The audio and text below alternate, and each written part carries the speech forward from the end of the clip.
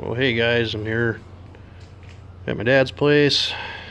Do a little update on the 1066 here. So when I bought it, it only had one hydraulic outlet.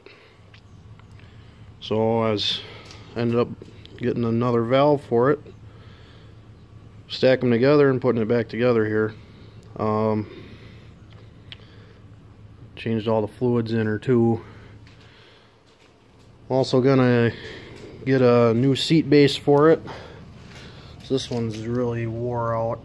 The rubber in there is just completely dry rotted. So yeah, here's the 1066. Me and Dad changed the engine oil in there and hydraulic oil. I'll try to put her on the disc bind this summer. I need two outlets to run it. So, a couple other things I'm going to do to her here. I got to get these fenders raised up. This is when I put new tires on it this spring, and it'll be rubbing, looks like. I also got a O-ring for that plunger for the diff lock I got to replace. It squirts oil out when you push it down. Gonna drain the antifreeze out of it too. Put some fresh stuff in there. New filter.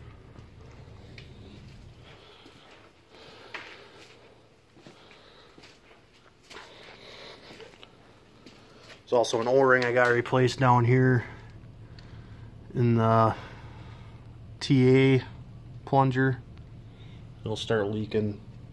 Not bad, but it does leak when it warms up. So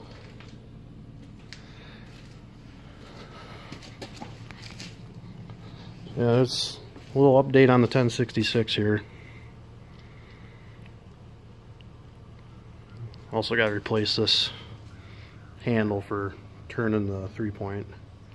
That was broke off when I bought it. Yeah. So,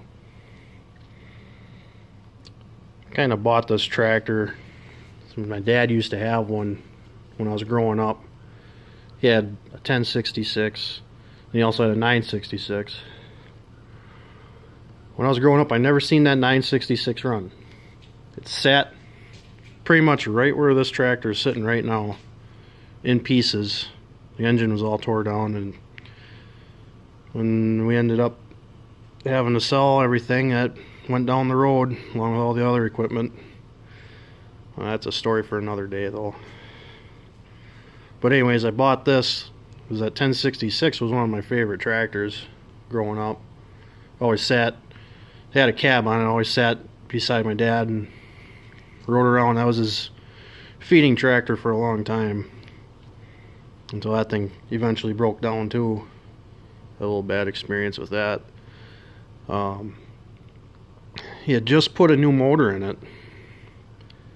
I'm not sure what happened to the other one. Maybe it was just tired or whatever. He put a new motor in it, and he had it on the feed grinder, and he was leaving it run. It was mixing. He went off to do something else. He came back and it was too late. There was a pool of coolant on the ground. One of the hoses didn't get tightened back up correctly, and well, there she sat, seized right up, and never ended up getting it put back together by the time we ended up having to sell the farm. So yeah, do a little walk at the farm here too.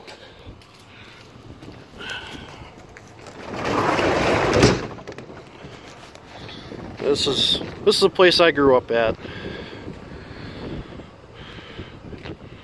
There used to be a barn right there just to the right of those silos.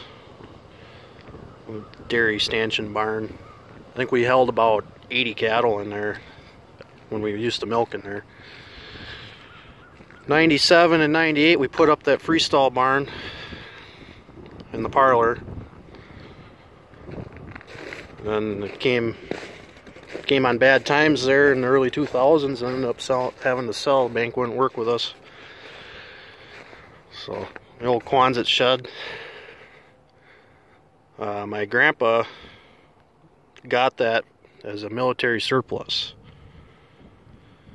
The back wall fell out of it a couple years ago. It's not in the greatest of shape, but it's got steel supports in there, so it's not going anywhere really. They'll probably rust apart before it ever falls down.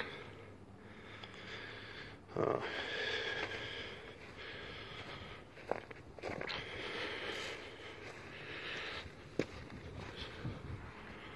when I say we sold the farm, we were forced to. The guy that bought it, he ended up letting my dad and uncle stay to work for him, living in the houses that they had, because he had his own farm over about 20 miles to the west of us.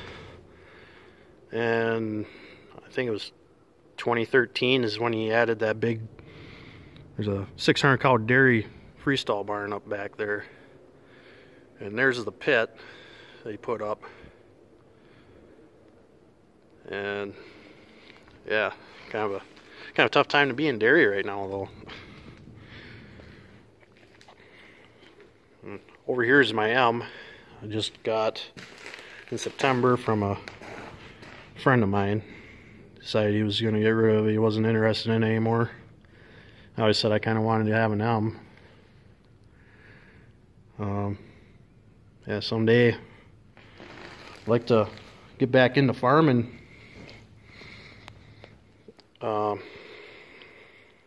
Yeah, do my own thing, get some land, get some equipment.